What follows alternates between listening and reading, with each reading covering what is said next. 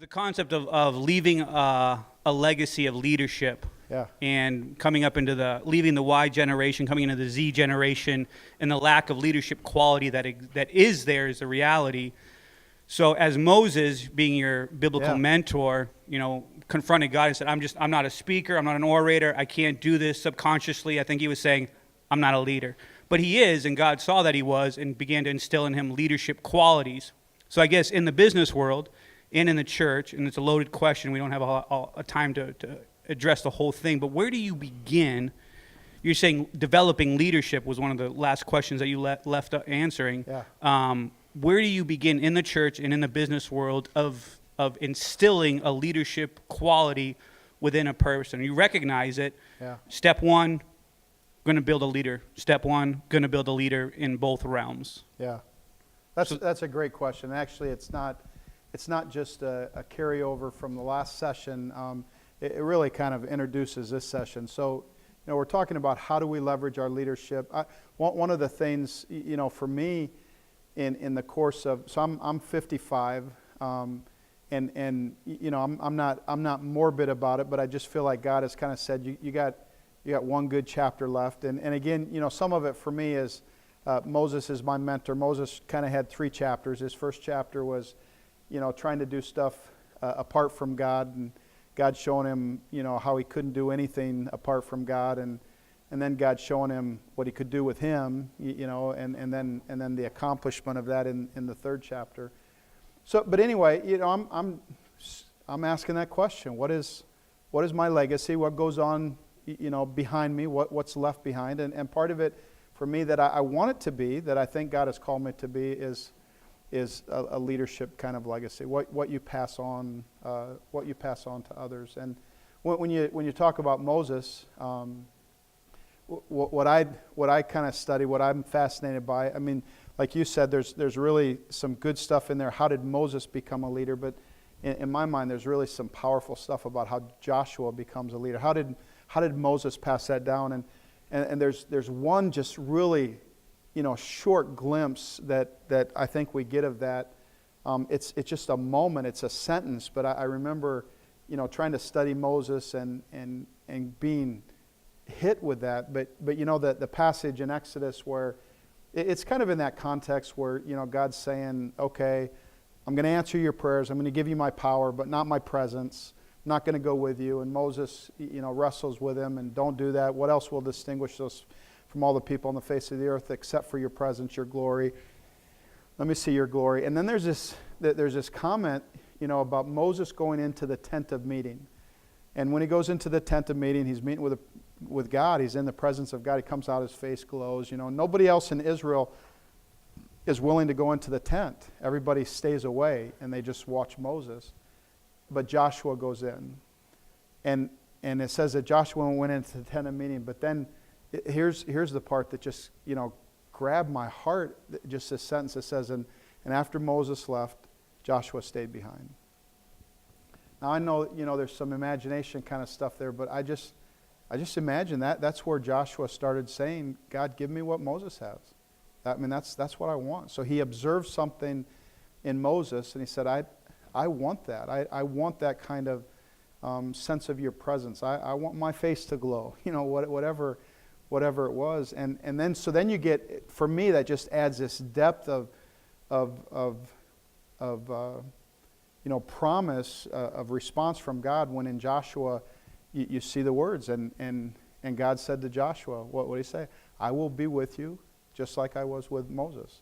So how do you pass that on? That's got to be, if not where it begins, that's a part of it, is that there have to be people in that generation that you're rubbing shoulders with, that they're close enough to see the impact that God has on you. They're close enough to see your heart for the things that matter. Something is rubbing off, and they begin the journey by seeing it, but they continue the journey by saying, I want that.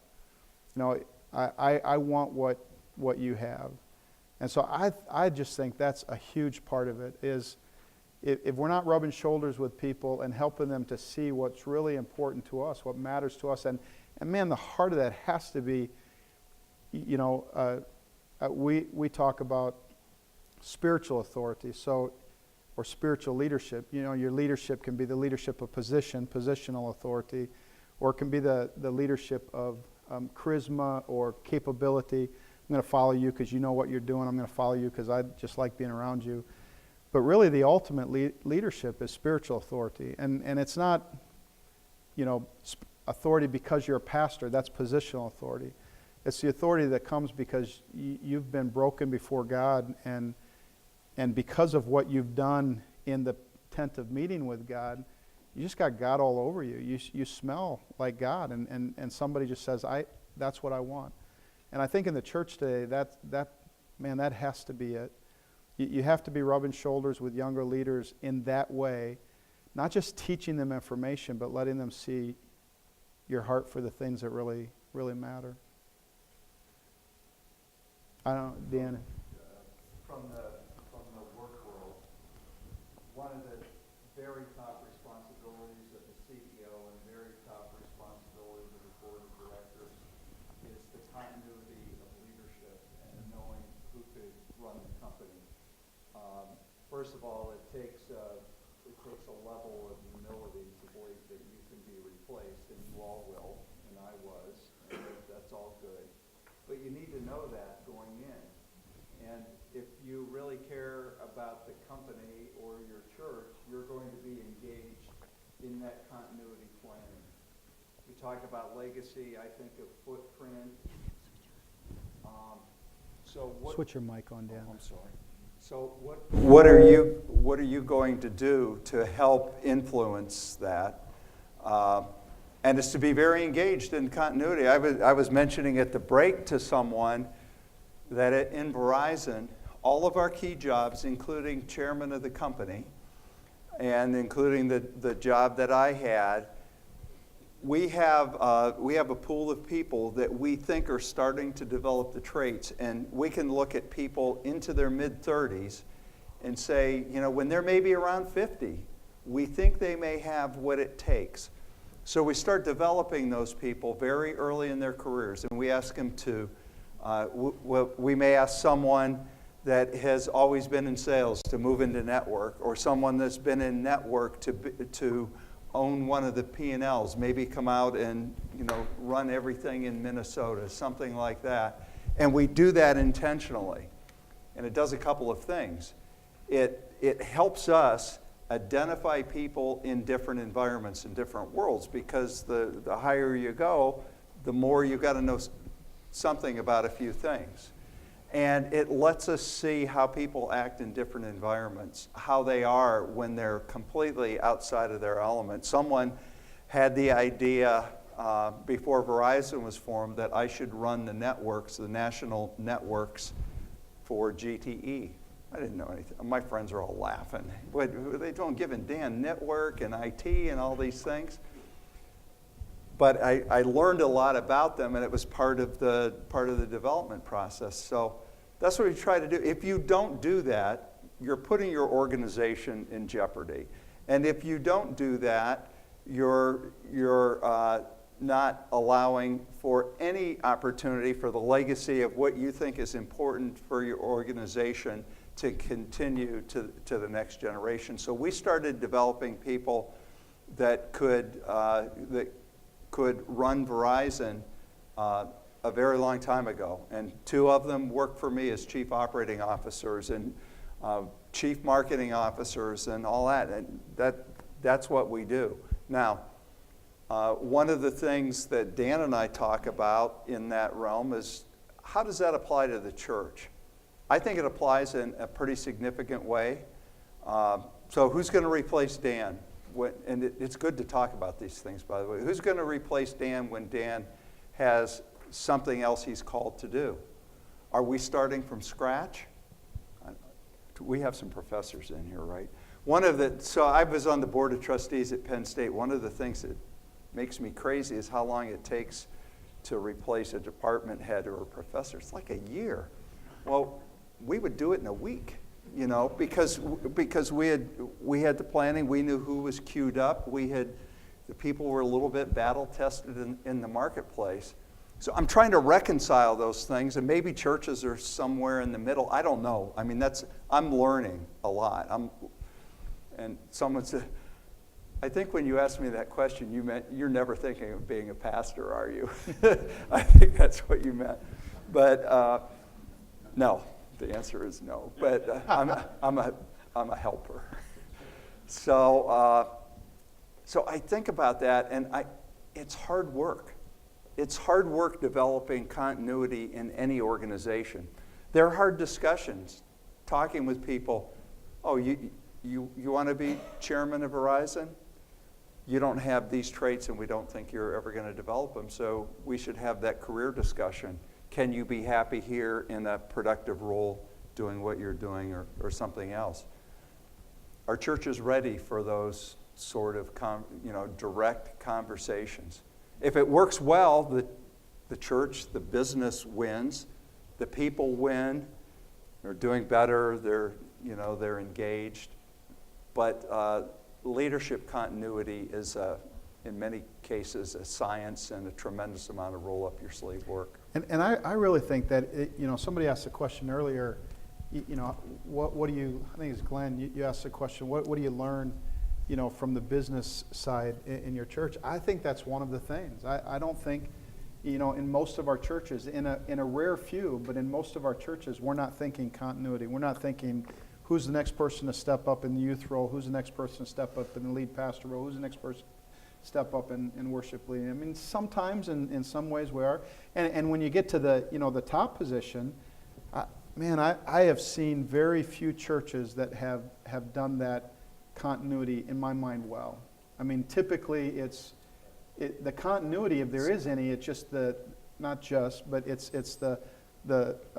group of lay people saying, well, we got this, and it's okay if we don't have a pastor for a year or two, because that's just the way it is. I just think we could do a lot better in that area. In a couple of cases, for example, a Converge church in Erie, Pennsylvania, Grace Church of Erie, they did an amazing job of succession. A little bit bigger church, but I think it can happen at any size if you're intentional about it. But they did it where they identified who was going to take over the job. Somebody in-house was going to take it over, and they had about a 2-year transition plan. And the former lead pastor stayed on, for a period of time while Derek kind of got up and going. And I mean, that can't happen unless the lead guy has a good dose of humility and understands servant leadership and stuff like that. But I do think that's a key area. To kind of continue the conversation on that leveraging your leadership and legacy kind of thing, I just want to share a couple of things, and I'll share some scripture first, just so that we can say, well, it's in the Bible, so it's okay. But I think part of leveraging your leadership is just identifying what is it that God has given you, and how do you pass that on. So in a great model of that is Paul and Timothy. So in 2 Timothy chapter 1, I'll just read a few verses, and I have what I grew up with in that independent fundamental Baptist church where I learned all my scripture was King James Version. So this is New King James Version. So, but I think you'll be able to understand it still. But Paul says when he's talking to Timothy, and I thank God for you. I remember you in my prayers, without ceasing. And then he says in verse 5, when I call to remembrance the genuine faith that is in you, which dwelt first in your grandmother Lois and your mother Eunice, and I'm persuaded is in you also. Therefore I remind you to stir up the gift of God that's in you through the laying on of my hands. For God has not given us a spirit of fear, but of power, of love, and of a sound mind. Therefore do not be ashamed of the testimony of our Lord, nor of me, his prisoner, but share with me in the sufferings for the gospel according to the power of God. And then he goes on, verse 12, for this reason I also suffer these things, but I'm not ashamed, for I know whom I believed and persuaded he's able to keep it committed. Hold fast to the pattern of sound words you heard from me. So, I mean, all of this that Paul's talking to Timothy is, Paul's thinking, how do I leverage my leadership? He's thinking, what is my legacy? My legacy is Timothy. What has God deposited in me that I can leave behind to him? And I think there's multiple things, but two things really clearly here. that I think he's leaving behind. And there are two things that, came out of my my dissertation, which probably the highlight of my day here was Teddy Ann saying, not only did I read your dissertation, but I'm using it in my dissertation. I'm like, that's fantastic. Somebody other than my readers have read my dissertation. My wife hasn't even read my whole dissertation.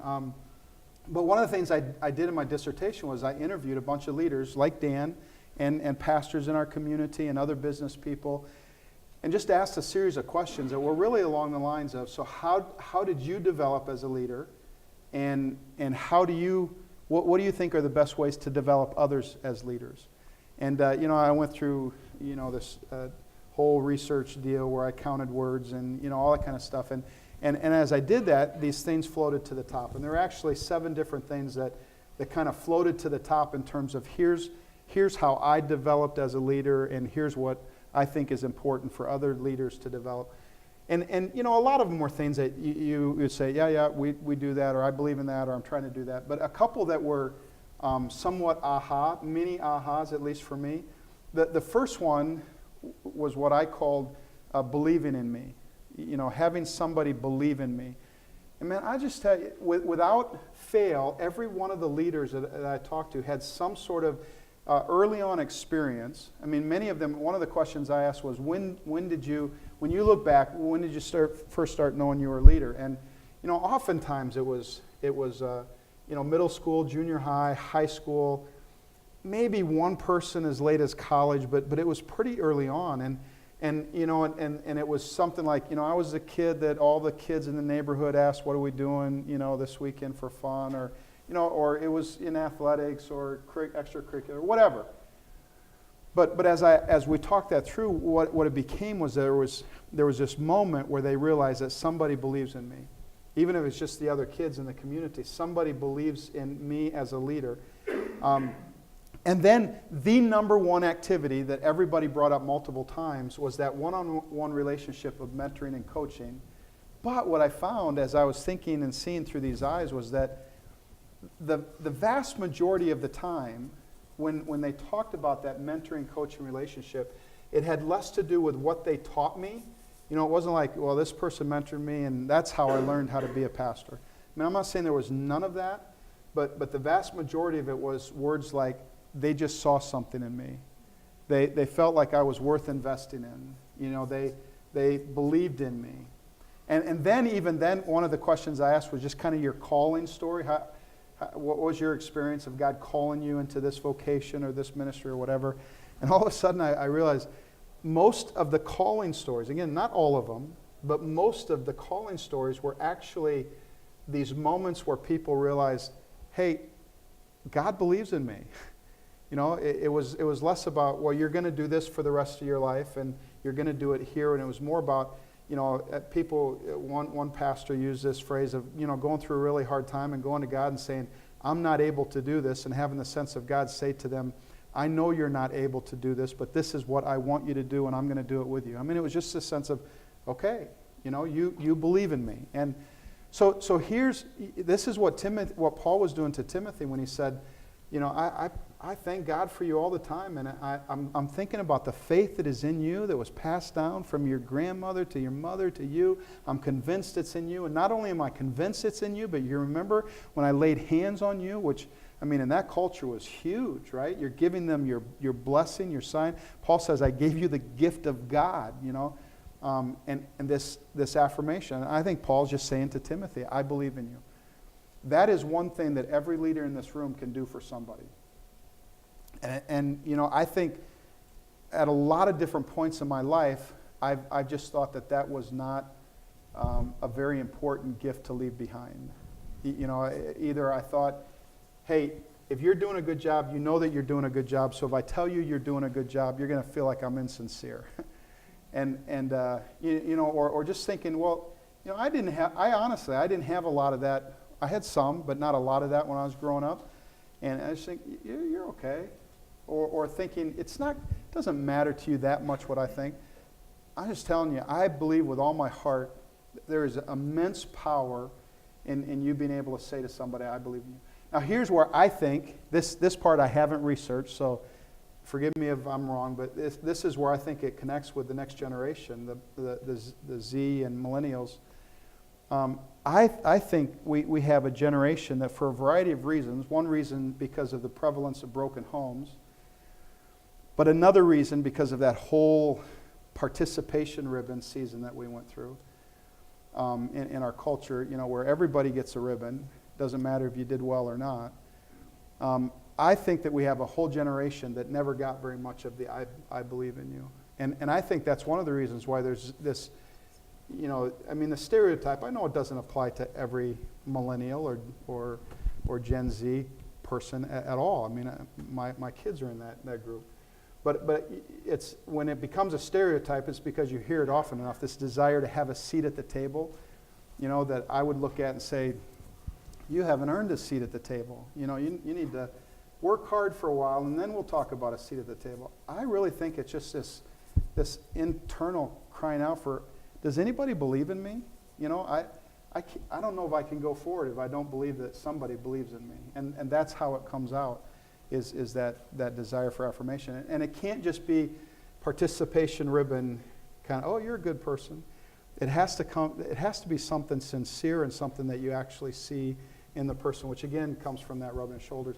And then the last thing that you have to hand on is in that passage, Paul is talking about, don't be ashamed of me. I'm going through sufferings, but these are sufferings for the gospel of Christ.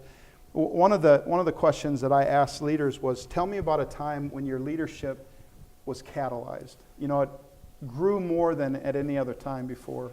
And again, I think all but one person answered that question with the story of a difficult time. Something that Warren Bennis calls crucible experiences. So Bennis got together, the book Geeks and Geezers, he got together a group of young leaders and a group of old leaders, and they met together for a period of time and talked about leadership. How did you develop? And that was one of the things they found, was that people who really made an impact had all gone through a crucible experience. But it wasn't just going through the crucible experience, because we know that people can go through hard times and become bitter just as much as they become better. What it was what's the narrative that you share, that you tell yourself and others about that crucible experience. So what's Paul's narrative? Every time I go through sufferings for Jesus. My crucibles are about the gospel, and not only that, but nothing is better than knowing Jesus. And so he was giving Timothy a framework for how do you interpret the narrative of your life when it includes hard times. And if you've ever gone through a hard time and you come out the other end of it, you can leave that legacy in the life of a younger leader. You need to be talking about the painful moments, not just, hey, it's good to get it out, but helping them interpret what was going on, helping them shape the story that they tell themselves and others about that hard time that has God, right in the midst of it. I think those are two really significant things that we don't often think about, that every person in this room has the opportunity to leverage their leadership and leave that kind of legacy in a younger leader. And I just really challenge you to make sure that you're doing some of that as you go. So let's talk a little bit about, and first a question to you, Dan, and you've kind of gotten at this a little bit, but talk a little bit more about the process of what were some of the important things at Verizon that you did to leverage your leadership, develop leaders. How would somebody here, if they'd come in at Verizon at an early age, how would they get developed? Some of the specifics of that. Okay, so generally, people graduate. I ask a couple questions. What are you studying? What do you want to do? People graduate with a pretty finite idea of what they're going to do next. I'm going to be an engineer. I want to be the finance woman or the finance person, And so you kind of get started that way to get your footing. So when I talked about, one of the things that really worked for my teams was for me to surround myself with people better than me and to get the best functional leaders that I could get.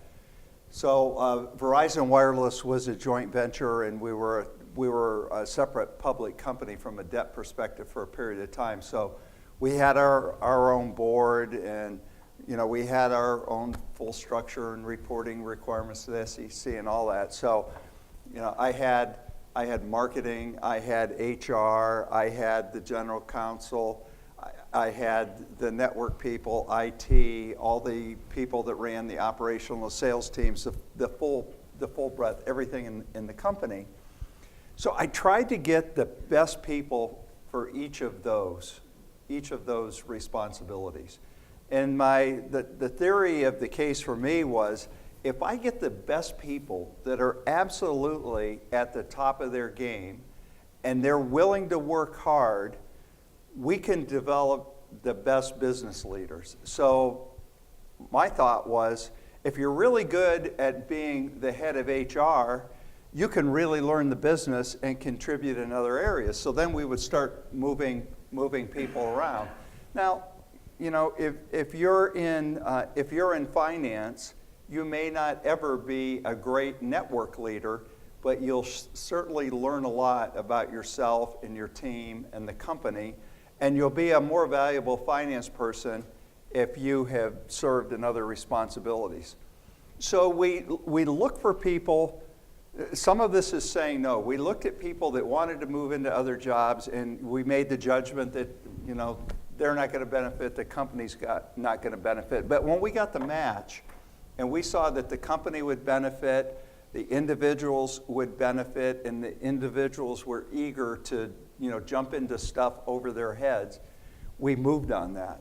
And it helped develop a breadth. So if you think about a corporation, it's like this big funnel, right? So as you go, you may have 80,000 people, but there's only going to be one head of HR or one head of marketing. So the air gets a little thin there, and you may have 1,000 people that want that job. How are you going to do the right thing for the company and develop those people that if they have an inclination and the raw talent to be experienced and confident? If that works, they win. If it works, the company wins, because you have the pipeline of continuity of people you've gotten to know in different situations and trust. So that's the way that we've done it, and that served us really well. So I'll move over to the church a little bit. So Dan asked me to help talk about some of these things at the church. So start saying, okay, what are the critical ministries of Calvary? You say, well, the music ministry is really important. The children's ministry is important. The women's ministry is important. So I kind of laid out a matrix in my head of all the ministries that are important, what the leadership looks like. And then we look at the geographic locations and say, okay, we've got to have a lead pastor in the geographic locations. It probably makes sense to have one person leading the music program, one person, Dan, being the lead pastor for the sermons. And then you start to say, well, what's this look like? What's our depth look like if any of those people, either people that are full-time ministry or lay people who are serving, what's it look like if they leave? What's it look like if we add more breadth and more facilities, more worship services?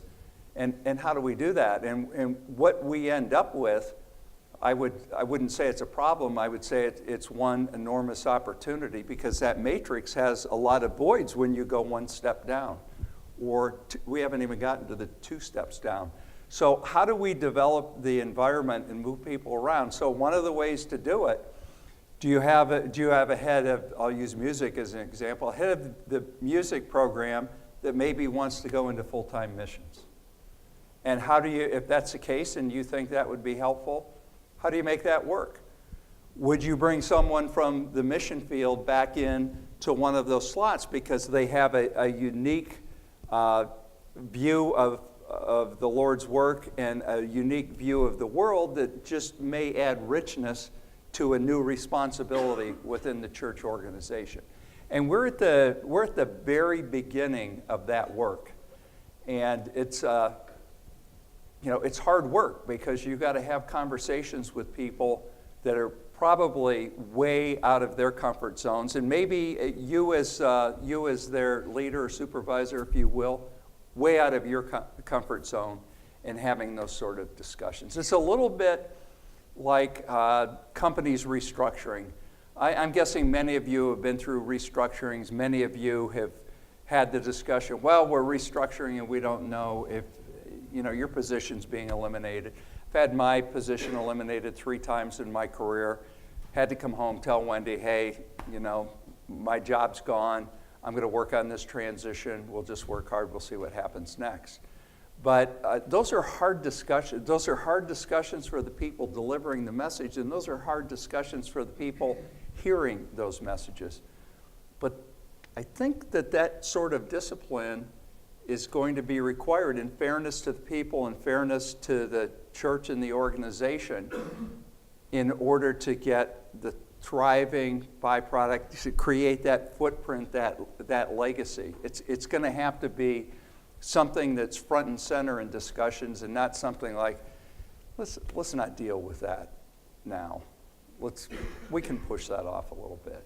So I think it's pretty hard. I think, one of the things I've used the phrase a few times, and this is just, a leadership deal, is that we need to keep, and God needs to be a part of that, and the people that you have kind of giving you coaching or wise counsel in the midst of your life have to be a part of that. But are there places where God wants us to broaden our sense of responsibility?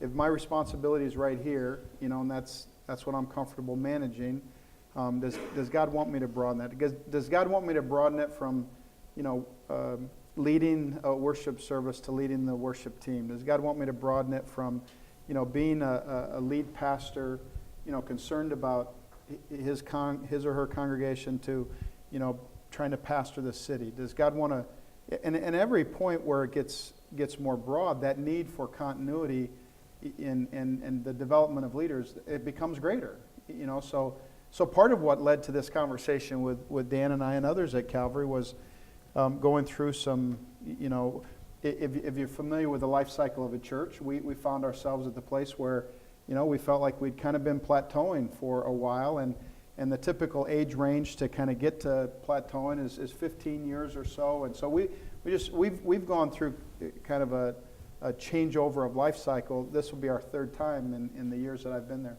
And so we just felt like, okay, we need to, we're either going to keep going down and we got to figure out what do we give away, as we retire, as we die, what does the community inherit, which isn't a bad thing. We talked about that. Or does God have another chapter for us, another life cycle? We said, no, it's another life cycle. That led to a whole new, envisioning process. And part of that for us was to say, we think God wants us to be a part of seeing the number of Christ followers in Central PA double by the year 2030. That very quickly led to saying, we believe that we can't do that alone.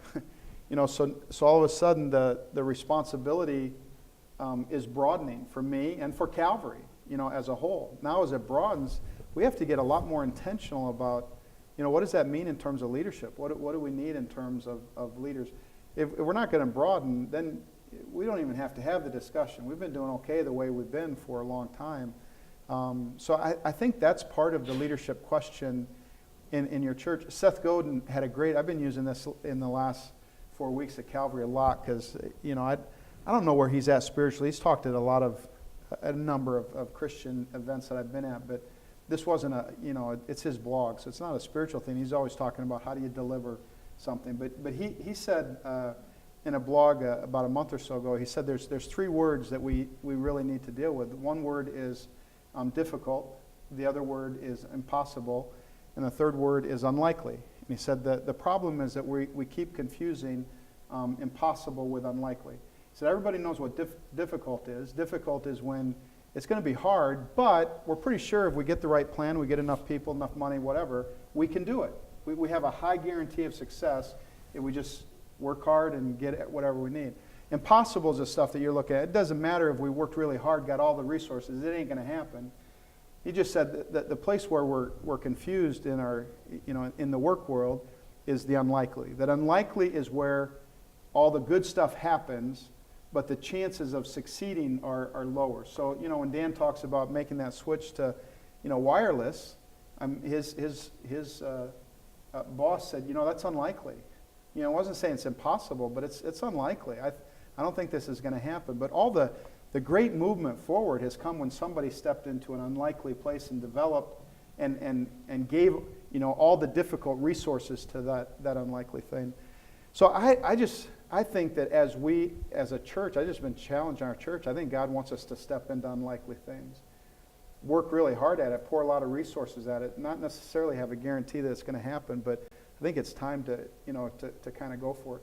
Well, when you do that, now you're broadening that breadth of responsibility, and all of a sudden it becomes really important that, in 13 years, in 2030, I'm going to be 68. If I'm not thinking about who comes after me, I'm irresponsible with that vision. It's not really a vision that I care about. It's just a wish dream to get people excited about giving money. But if I really care about it, then you're going to start saying, so who's coming afterwards? How do we build this up? How do we make it a movement, not just a institution, and guard the institution? So let me just tell you a couple of the things. I said to somebody at the break, when it comes to this stuff, leveraging your leadership and developing leaders, I really, the phrase that I use a lot is vision leaks, but culture saturates. It really is more about the culture. What are you doing to build the culture of your church? And culture is just, the stuff that people do when you don't ask them to do it. If you got to ask them all the time to do it, it's not culture yet. So what are you doing to really build the culture of your church? But programs and strategies can be a part of developing that culture, as long as it's not just a here and there. But let me just tell you a couple of the things that we're doing at Calvary that are a part of that building culture and developing leaders. One of the culture parts is that we see leaders as people whom God wants to develop. So this developmental kind of perspective I just think is really key. It's not just I need more people to accomplish the vision. I need more resources. I need more leadership hours. It's really being concerned about developing people. So one of the statements we say at Calvary a lot, I say to leaders a lot, is I don't believe that God brought you here so that you could help us fulfill our vision at Calvary. I believe that God brought you here so that Calvary can help you fulfill God's vision for you. That's part of our paradigm. So then you take it a step further, and it's really about developing the people that God brings to you. So we see that as a really important part. Some of the things that we do, and again, we just do this consistently to help get that culture in, to help develop people. We do something called Leadership Advance. We've been doing that for 17, 18 years. So it's every year people know about it. We're doing it. We'll have, we're a church of probably 1,400. We'll have 70, 80 people who will go through that every year. We call it one of our catalytic events. So it's not a, just come and learn and, okay, you check that off, but it's supposed to catalyze future growth. Leadership Advance is a 3-day deal. It's pretty intense. The people who come, they're going to spend probably 7 hours the first day, Friday afternoon into late into the evening, 12 hours or so on Saturday, and another 7 hours on Sunday. So we do Gallup Strength. We do personal assessments like Gallup Strength Finder, DISC. Started playing around a little bit with APEST, if you're familiar with that, Alan Hirsch, fivefold stuff. How has God shaped you to be apostolic or prophetic or evangelistic, whatever. But just a host of personal assessments. We use a lot of coaching.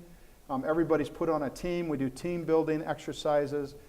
We do talks. We do spiritual response kind of stuff over the course of those 3 days. And then the hope is that there's some coaching then that comes out of that with even beyond that with the people who are there. So that started with primarily college students, but now it's grown to the place where we always have a group of high school students, and our fastest growing segment taking it now is retired. So folks saying, what do I do with the next chapter?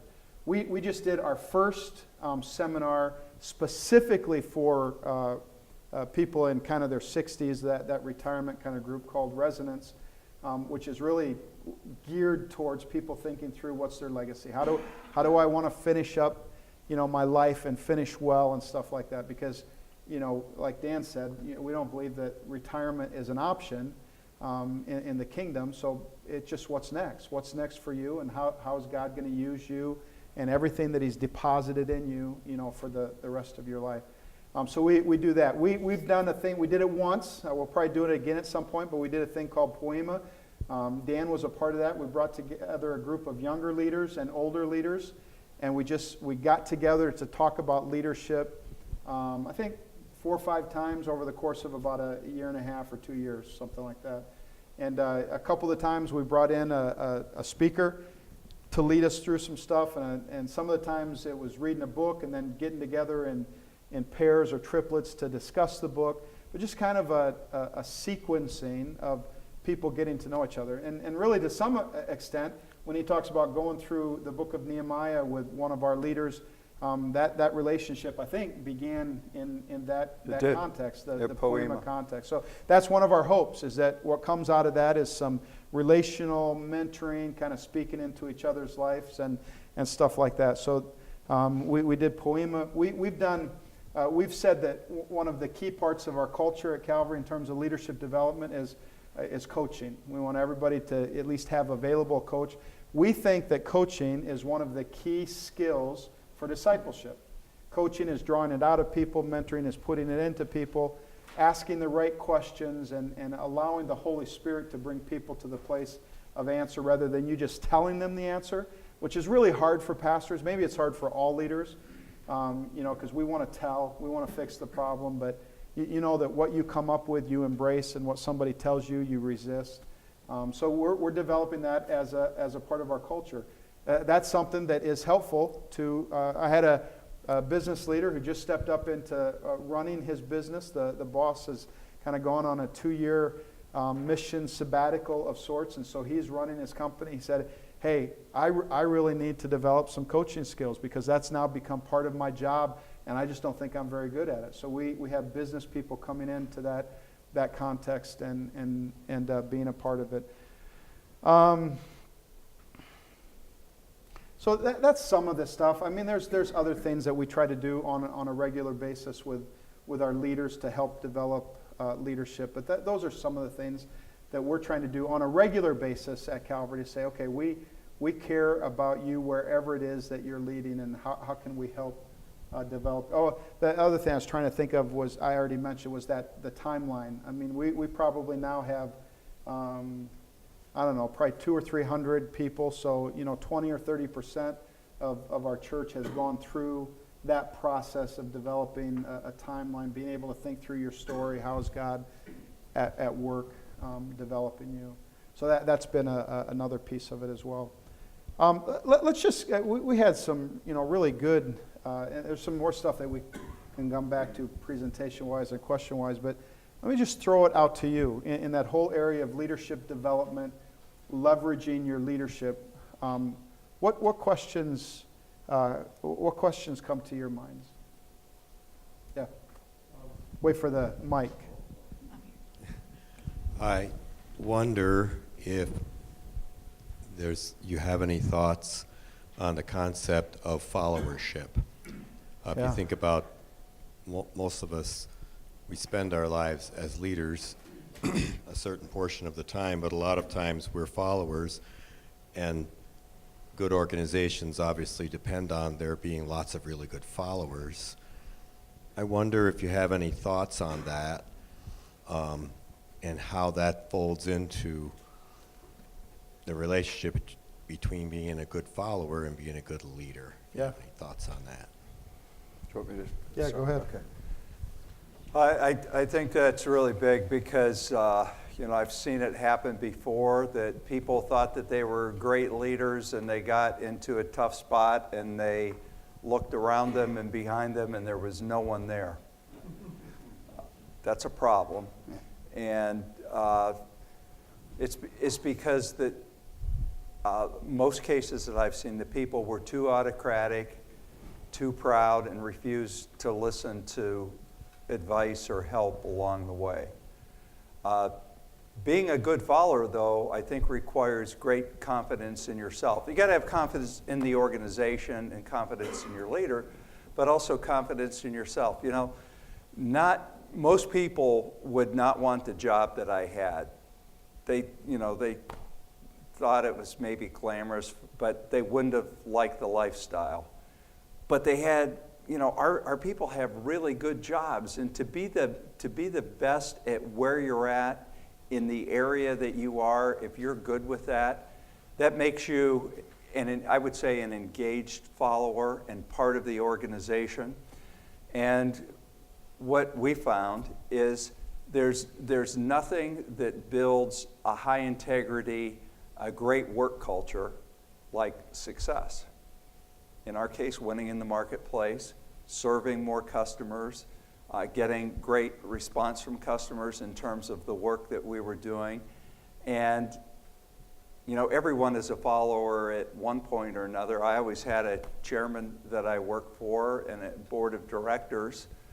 But I think that confidence is really an important part of that. And that's some of what I've seen. I think I've heard you talk a lot about the quality of humility, too, being something that you look for in employees, leaders, stuff like that. Yeah, humility is such an important part. If you have an organization where the people are not humble and realize their shortcomings, areas that they need to develop, they're not only setting themselves on fire, they're setting the company on fire. And it's something that will be dealt with at some point in the future. Sometimes it takes a long time to get that sorted out. But for people to come to the realization that they are replaceable and that the organization is going to go on just fine when they're gone. Verizon Wireless is doing very well without me, and I knew that they would, because that was the DNA of our company. That's what we built, is so that, everyone is replaceable.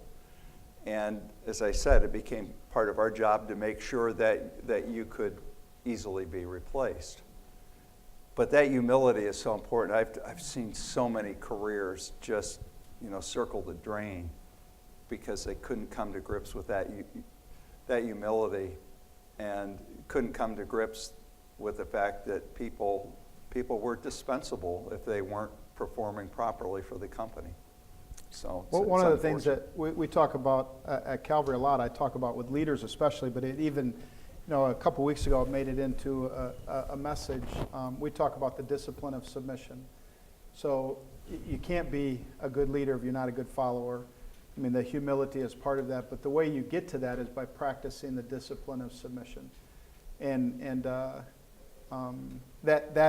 Paul talks about mutual submission, learning to submit to one another. I came to the conviction that when John says in 1 John, how can you say that you love God whom you've never seen when you don't love your brother and sister whom you do see? I came to the conviction that it's no different with submission. Submission is really a working out of love as well. But how can you say that you're submitted or surrendered to God whom you never see when you can't submit to people that you do see?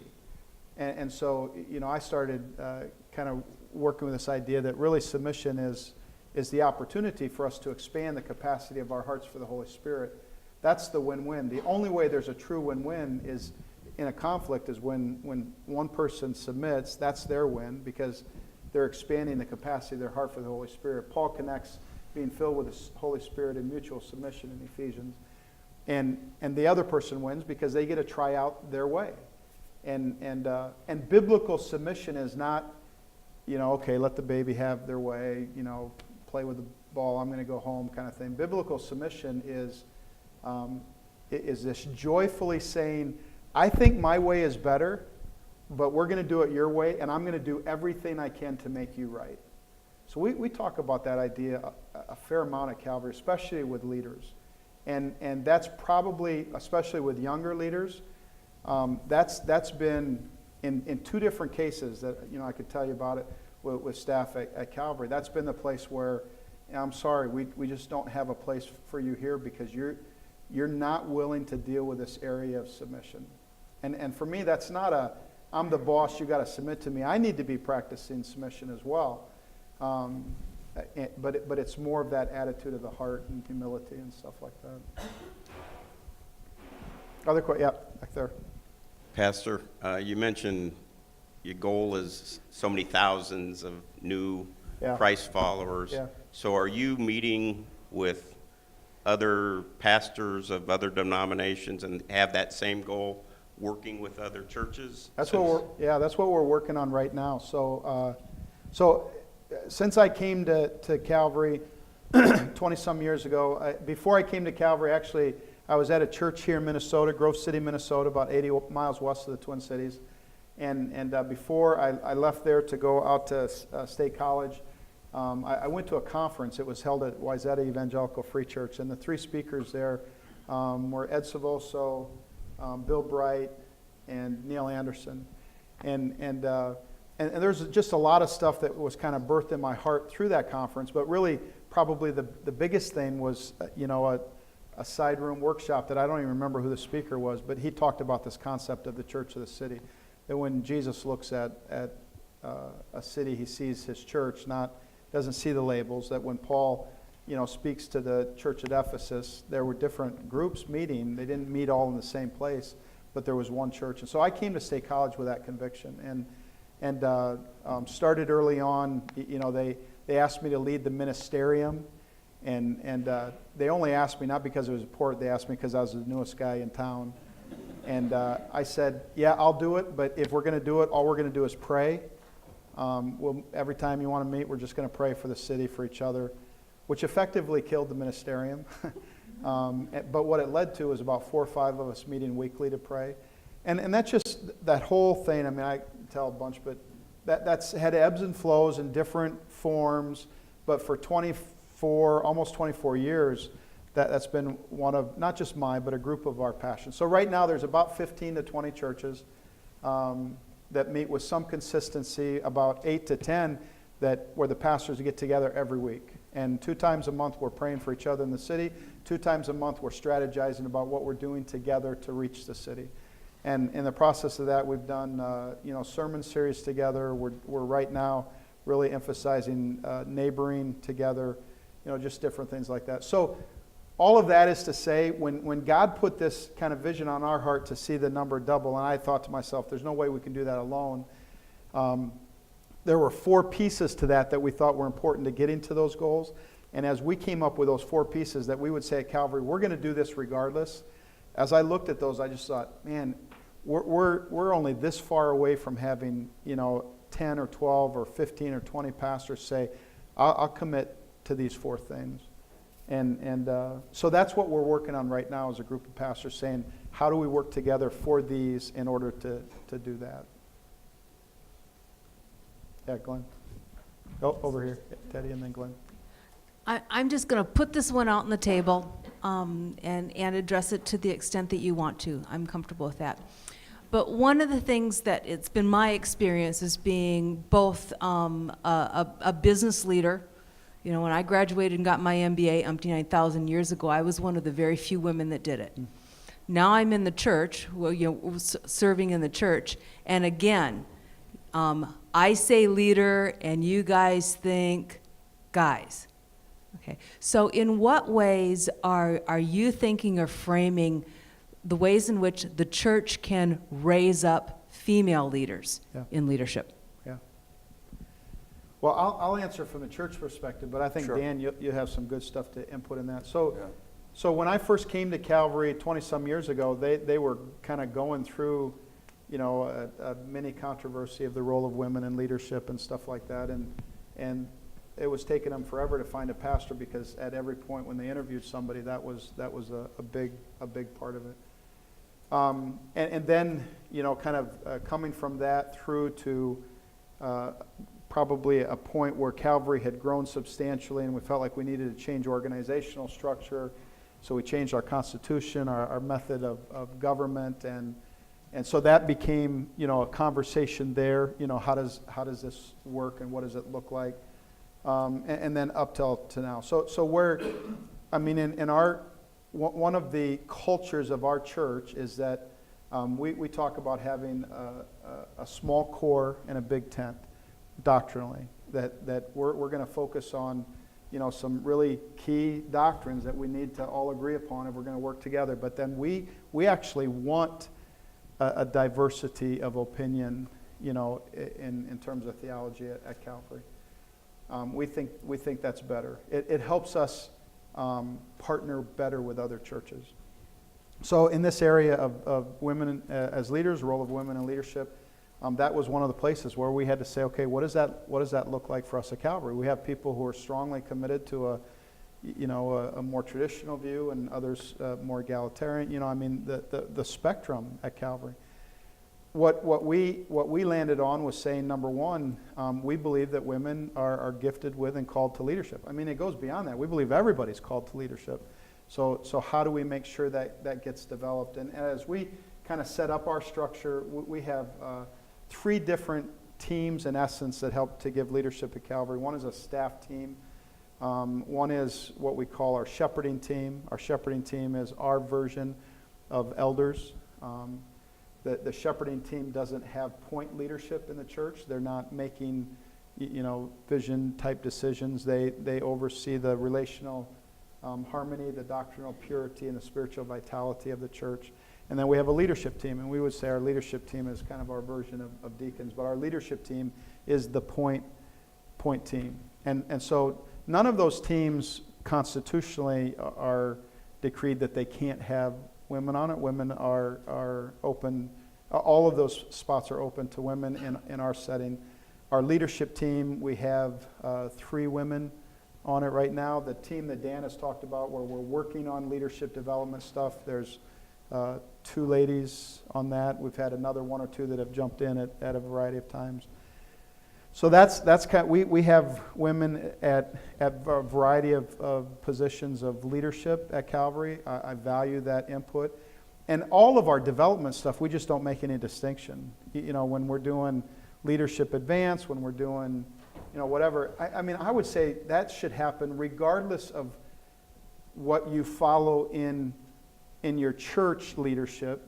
If you're concerned about affecting the marketplace, affecting your neighborhood, the reality is everywhere in the marketplace, women are in roles of leadership. Whether we feel like it's enough or whatever, they are in roles of leadership. And so to develop those leaders, the church, I would say, has to be doing. So that we don't make a distinction in the developmental opportunities, and we have women at all the different levels. What we don't have is we don't have women on the shepherding team, which, that, to be honest, helped to placate the folks in our group who have more of a traditional view.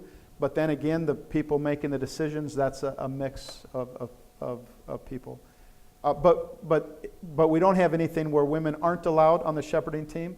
It's just that the senior pastor, me in that case, has the choice of who's on the shepherding, has more of a choice of who's on the shepherding team.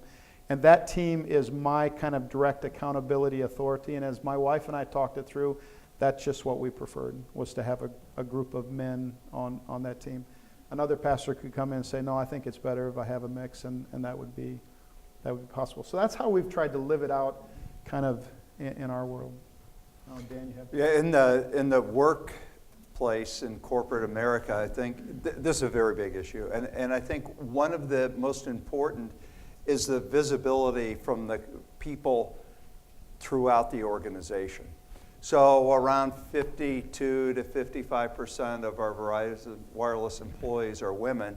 It was heavily skewed into the call centers and into the stores where our biggest work groups are.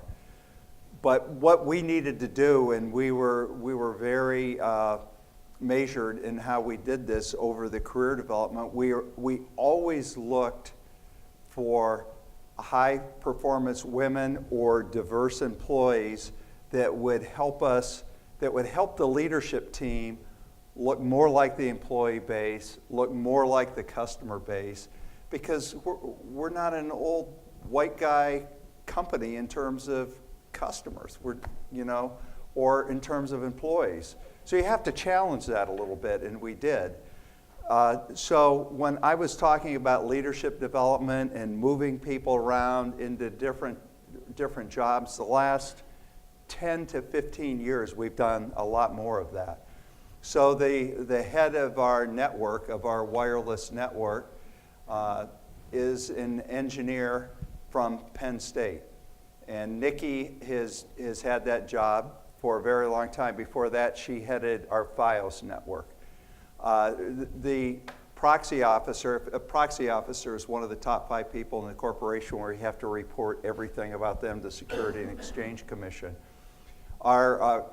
We have had a proxy officer, name is Marnie, who is the one who put the deals together to buy AOL and Yahoo and a whole bunch of things. We're really proud of her and got a great career in front of her. Our head of HR for all of our landline businesses is a woman. But it doesn't just happen. The network has to embrace the need for those changes. My head of HR at Verizon Wireless when I left was an African American guy and a Christian. What a great combination for the issues that he dealt with on a daily basis. So, but it takes work and it takes discipline to make sure that it doesn't happen the way that it did in the 60s and 70s, where it's kind of a good old boy network. We really fought against that.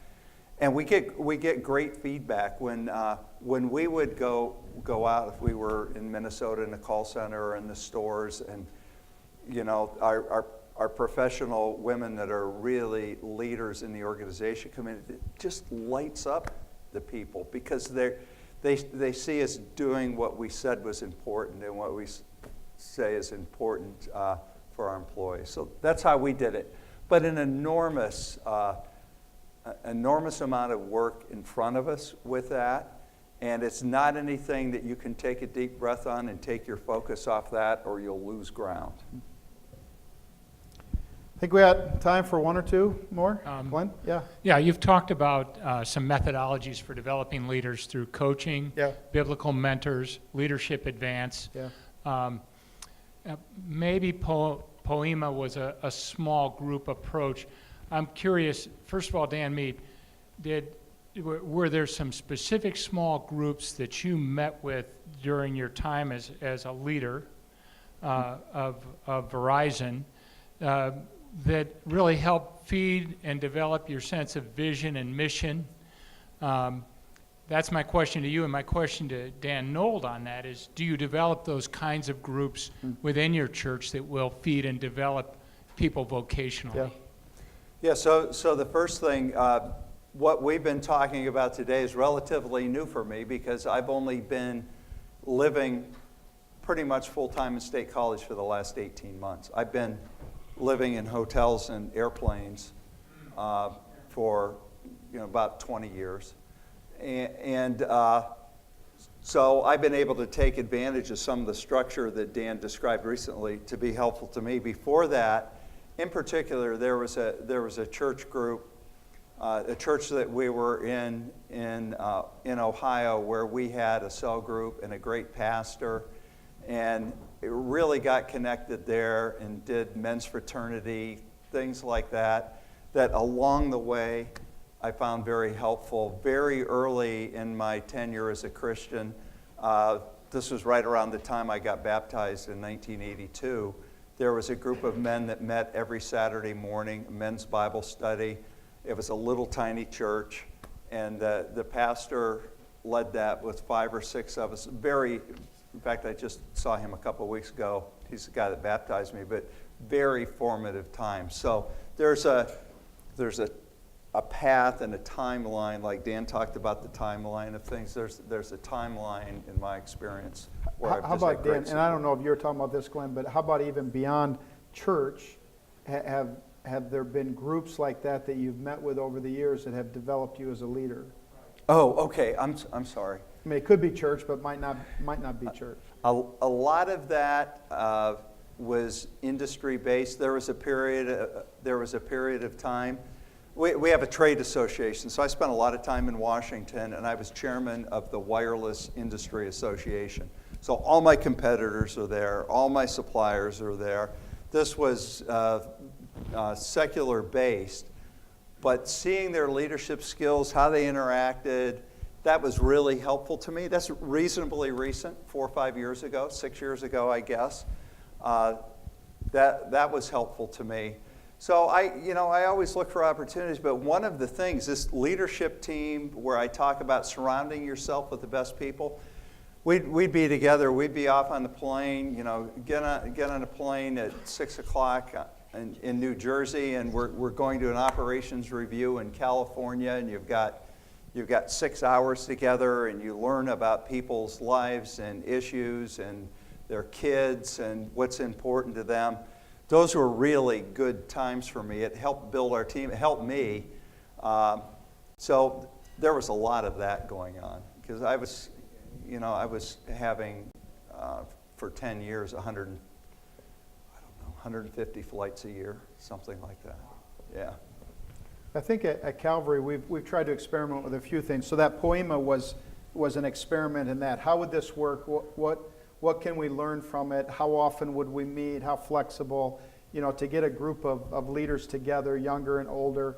So that was one experiment of it. We do that quite often with staff, putting them in groups for development. But what I probably find most often where I think the greatest growth happens, kind of a little bit what Dan was talking about, is when we put together teams to accomplish a task, and give them some of that sense of this assignment is not just for you to accomplish this, but there's some development for you in this assignment also. And so you guys make sure you kind of talk about that and work it through. So that's unity and purpose. Yeah. Really the training and action. Yeah. Combined. I mean, one of the things that, again, it came up over and over again as I talked to, leaders about how did you develop as a leader? How do you try to develop others? This whole idea of giving somebody assignment. He let me go do stuff, and then we worked it through. And so I don't think you can develop leaders in your church if you're not giving people stuff to do. And Dan used the term, I think, are you willing to go in over your head? I mean, people have to be ready for that, but you have to give folks some stuff where, well, for example, I could just give you an example at Calvary. So this last year, one of our big events was to pack 120,000 meals, to send over to refugee camps. So that was a pretty big deal. It involved a handful of churches. It involved maybe 1,000 people coming in and packing for a day. It involved raising, I don't remember, $50,000, $60,000. And there's a young gal, Chelsea Adlam, who, had been getting more and more involved in stuff. And, I try to look, for people who have, that, what's the phrase, NAP, a non-anxious presence. I mean, she could do stuff, but you gave her something and she didn't get all, weird.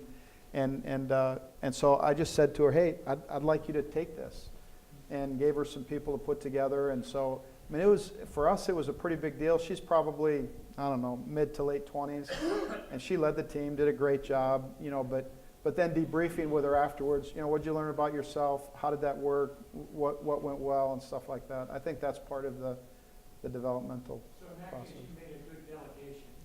I made it. You followed up on the back end Yeah. of the delegation. Yeah.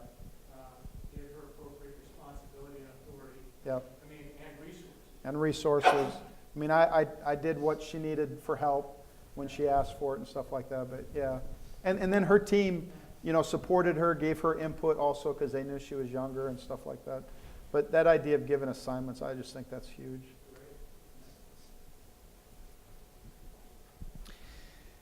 Got it, Justin. We are so grateful. Could you please join me in thanking Dan and Dan for their being with us? Thanks.